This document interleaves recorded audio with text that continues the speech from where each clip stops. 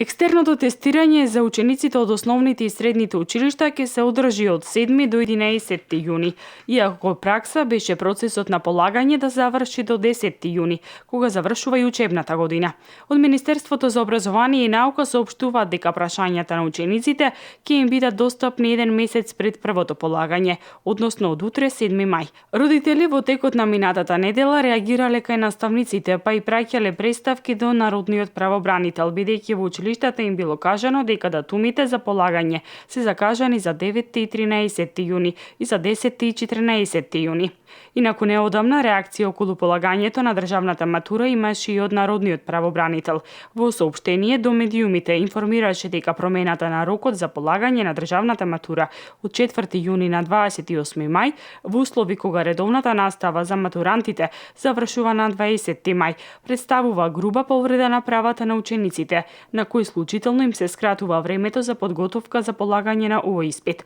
По ова соопштение имаше и од Министерството за образование и наука, од каде известија дека мајчин јазик и литература ќе се полага на 4 јуни, математика на 9 јуни, странски јазик на 13 јуни, а физика, хемија, биологија, бизнис, историја, филозофија и естетика на 15 јуни 2016 година.